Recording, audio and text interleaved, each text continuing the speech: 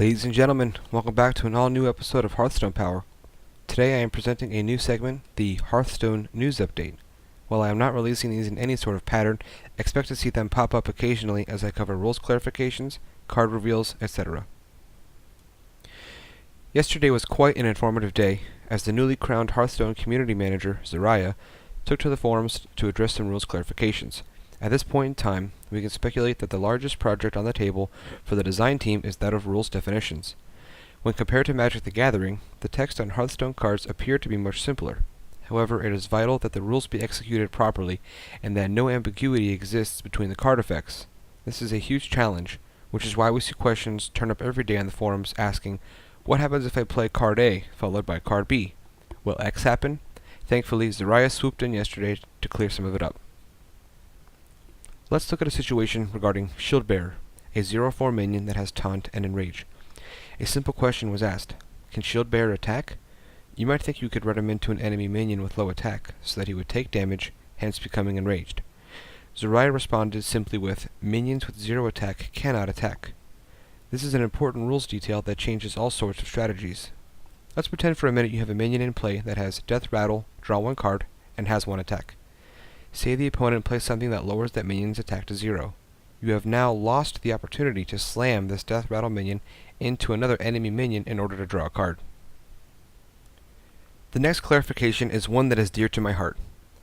Up until this point, we thought spell power would affect cards differently than they actually do. We thought that when a mage played Arcane Missiles, and he had spell power +1, that the missiles would shoot 3 times for 2 damage each instead of 1, for a total of 6 damage. Sadly for me, and all the other mages out there, this is not the case. Spell power only buffs the total amount of damage done by spells. So in that same situation, Arcane Missiles would fire 4 times instead of 3, but still for 1 damage each.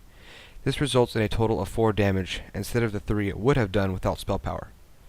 Some further clarifications on Arcane Missiles. Once a minion takes fatal damage from a missile, it will no longer be a target for the remaining missiles, so at least we have that going for us, mages. Lastly, cards like Blizzard that have area of effect capabilities will have their base damage increased by spell power, meaning if a mage has spell power +1, Blizzard will deal 3 damage instead of 2 to all enemy creatures. The last important clarification is regarding what effects trigger when cards, quote, come into play. What happens if you have a questing adventurer in play and you summon a Razorfen Hunter? Do you draw 1 card or 2? The answer is currently that Blizzard is iterating on the text of, quote, when you play. They will be specifying that when you play will affect cards played from your hand, while when you summon includes minions that could summon from other minions, like in the case of Razorfen Hunter. That's it for the major rules clarifications. There were a few others, and I will put a link in the video description if anyone is interested in reading them. The last thing we are looking at today is the reveal of the new Shaman card, Earth Elemental. This overpowered card will see a lot of play. A 7/8 minion with Taunt for 5 mana is ridiculous. Forget the fact that you lose 3 mana on the following turn, because it is a small price to pay considering you are about to throw a large rock at your opponent's head. Honestly, the overload cost could be a bit higher. I guess that's why the rarity of this card is epic. That's it for this news update, folks. I hope you found it fun and informative.